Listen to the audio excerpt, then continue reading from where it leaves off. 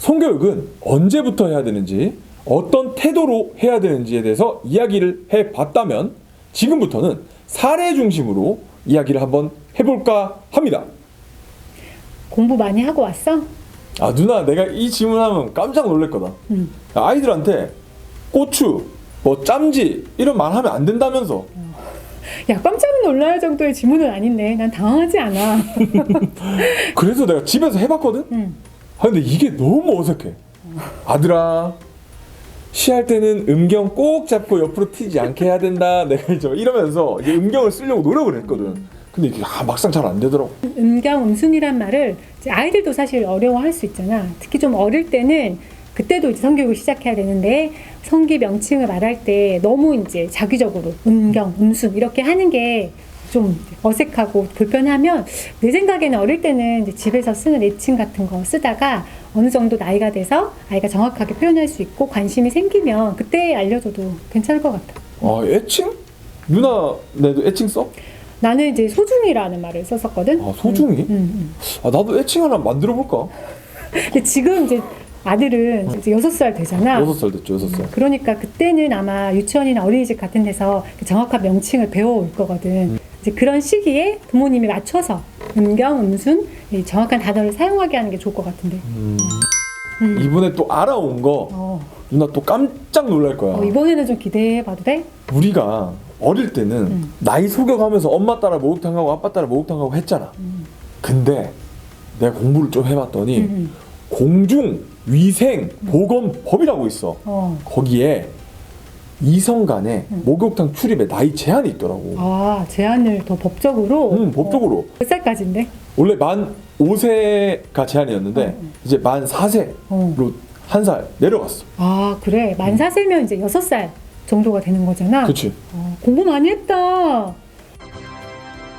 목욕탕도 이렇게 법적으로 제한이 있는데 가정에서는 아들과 엄마, 뭐 예를 들면 딸과 아빠 이 목욕을 언제까지 해야 될까? 이게 내가 봤을 때는 정답은 없다.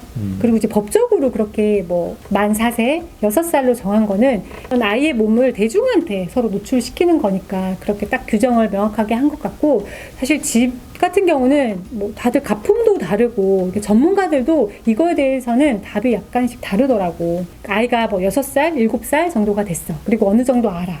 근데 계속해서 어떤 이성 부모의 몸에 대해서 말로 표현하면서 놀린다거나 부모님이 하지 말라고 하는데도 만지려고 하는 그런 장난이 계속된다. 그러면은 나는 그때쯤에는 따로 씻는 게 나을 것 같아. 아니 근데 우리 아들은 나한테도 맨날 장난치는데 그러면 얘는 혼자 씻어야 되는데. 성교육의 핵심이라면 내가 소중해, 내 몸이 소중해, 그리고 다른 사람 몸도 소중해 이거잖아. 이성 동성을 다 떠나서 어쨌든 부모님 아니면 뭐 형제 자매 간에 나 아닌 다른 사람의 몸을 소중하게 여기는 태도는 배워야 되거든. 그러니까 엄마 아빠부터, 엄마 아빠 몸의 주인은 나야 하는 거를 아이들한테 가르쳐주고 그걸 보여주는 거지. 나 영상 편지 하나만 쓸게. 아들아, 아빠 몸도 소중하단다. 아, 또 내가 공부하다가 알게 된 건데 어릴 때부터도 자유행위를 한다면서? 많이 해. 다양한 연령에서 흔하게 볼 수 있는 모습이기도 하거든. 남자아이들 같은 경우는 뭐 손으로 자주 만진다거나 아니면 여자아이는 낮잠 시간에 뭐 엎드려서 뭐 이불이나 인형 같은 거를 다리 사이에 넣고 뭐 비빈다든지 뭐 그런 모습으로 흔히 나타나기도 하고. 와, 내가 생각했던 것보다 좀 다양한 형태로 자유행위가 나타나는구나. 근데 이걸 만약 실제로 내가 보면 많이 당황할 것 같은데. 어떻게 할 것 같아? 일단 하지 말라고 해야 되나? 어떤 방법으로?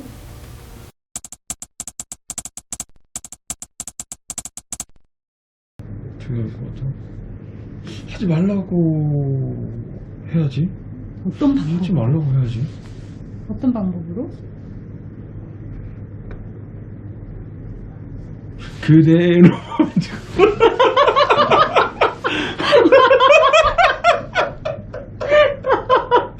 다른 놀이나 어떤 주의를 이렇게 돌리는 방법을 해야 될 것 같아요.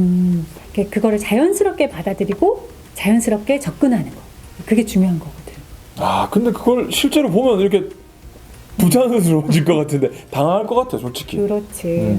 어쨌든 자연스러운 발달 과정 중에 있는 건데 뭐 이거가 가볍게 지나가거나 아니면 고착이 될 수도 있어. 좀 집중해서 하는 걸로. 근데 둘 중에 뭐가 됐든 부모님이 아 이거 잘못된 행동이야 이렇게 생각을 하지 않는 게 되게 중요해.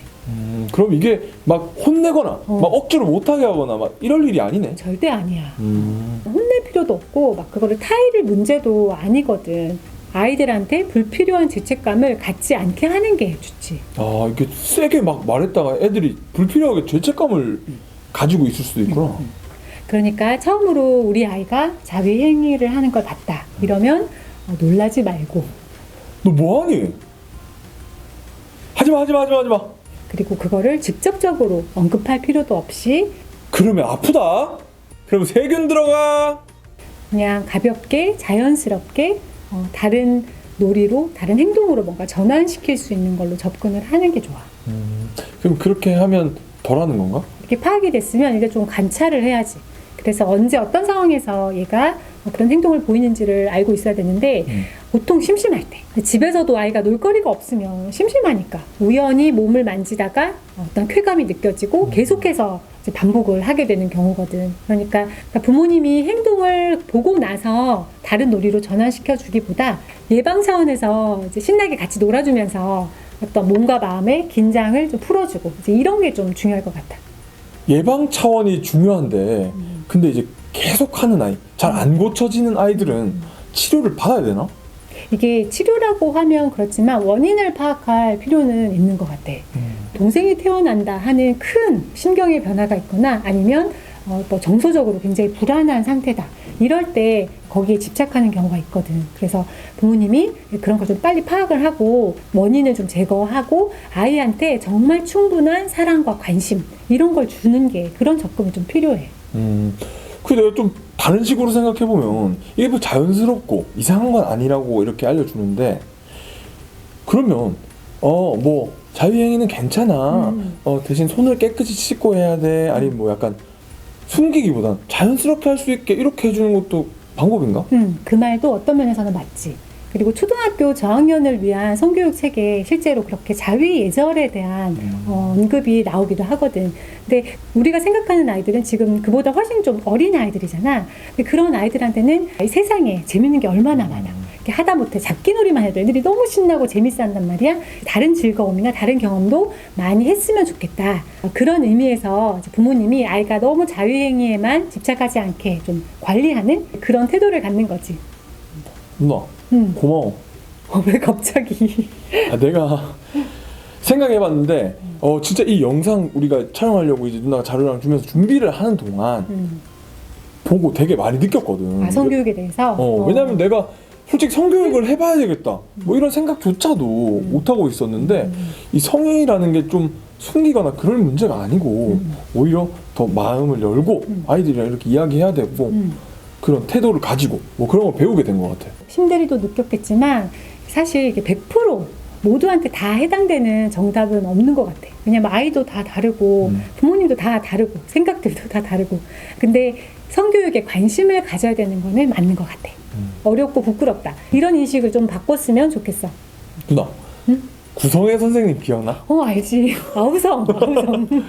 이거 영상을 보고 계신 분들은 아마 구성애 선생님을 잘 아실 텐데요. 그분이 문을 열어줬던 그 시기가 있었잖아요.